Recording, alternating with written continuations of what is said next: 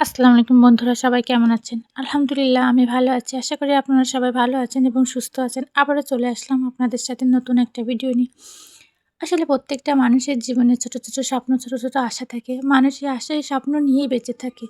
মানুষের বেঁচে থাকার মূল কারণ হচ্ছে তার স্বপ্ন, আশা।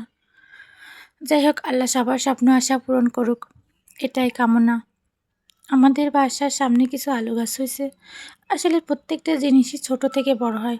এই পেঁপে গাছগুলো একদিন ছোট ছিল, তারপরে আস্তে আস্তে ফুল হয়েছে।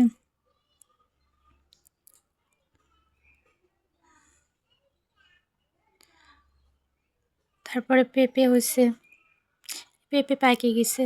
একসময় আস্তে আস্তে পেঁপেগুলো বড় হয়ে পাইকে গেছে।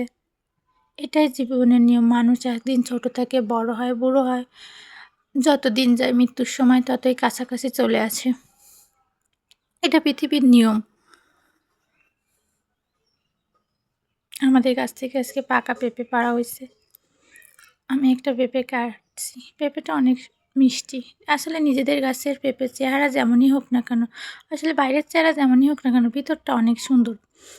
এটা হচ্ছে নিজেদের বাড়ির সবজি, ফল, মাছ, তরকারির নিয়ম। যে বাইরে যতই খারাপ ওটা দেখতে বেঁকা, বেশ সোজা, কি চিকন লম্বা যাই হোক না কেন, কিন্তু স্বাদ অনেক ভালো। আমি সকালে আমার বাবুর জন্য একটা ডিম ভাজি করে নেব। ও যেহেতু মরিচ খায় না, এইজন্য আমি শুধু পেঁয়াজ দিয়ে ওর ডিমটা ভাজি করি। আমি সাধারণত ওকে ডিম ভাজি খাওয়াই না। ওকে আমি সাধারণত ডিম সিদ্ধ করে খাওয়াই। ও ডিমের কুসুমটা খেতে চায় না, বাকি অংশটা খায়। এজন্য কিন্তু আমি এখন ওকে সকালে ডিম ভাজি করে খাওয়াবো পেঁয়াজ দিয়ে। এরপর আমি দুপুরের জন্য রান্না করব। রান্নার জন্য আমি আলু আর মাছটাকে খুব ভালো করে ভেজে নিয়েছি।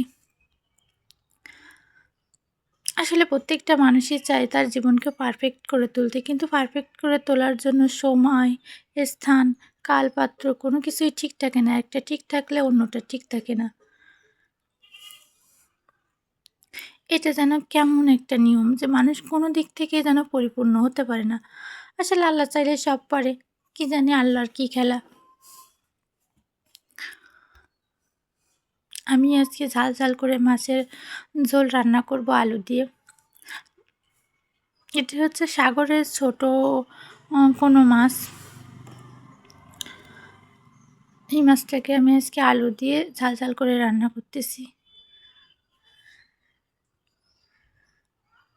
আসলে আমরা পৃথিবীতে যাই করি, যাই যেভাবে করি, আমাদের সবসময় মনে রাখা উচিত যে আমাদের দিন আল্লাহর কাছে ফিরে যেতে হবে। এই জন্য আল্লাহর জন্য, নিজের জন্য কিছু করা উচিত। নিজের জন্য একটা সময় বের করে নিজের জন্য কিছু করা উচিত। আমি এই যে মাছটা আমার রান্না করা হয়ে গেছে।